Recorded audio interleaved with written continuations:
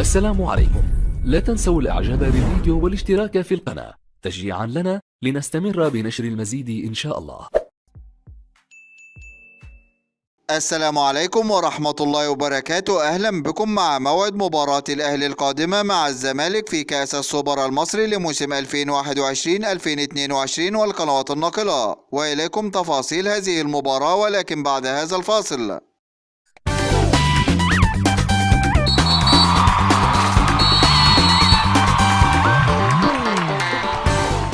بعد تعادل فريق الأهلي مع فريق الرجاء الرياضي المغربي في المباراة السابقة بالتعادل السلبي بدون أهداف في المباراة التي جمعت بينهم في إطار مواجهات مباراة إياب الدور ربع النهائي من بطولة دوري أبطال أفريقيا، ليتأهل فريق الأهلي بعد هذا التعادل إلى الدور نصف النهائي بمجموع نتيجة مباراتي الذهاب والإياب بنتيجة هدفين مقابل لا شيء، ويستعد فريق الأهلي لمواجهة فريق الزمالك في المباراة القادمة، وذلك في إطار مواجهات مباراة كأس السوبر المصري لموسم 2021-2022. ويشارك فريق الأهلي في مباراة السوبر المصري بعد تتويجه ببطولة كأس مصر لموسم 2021-2022،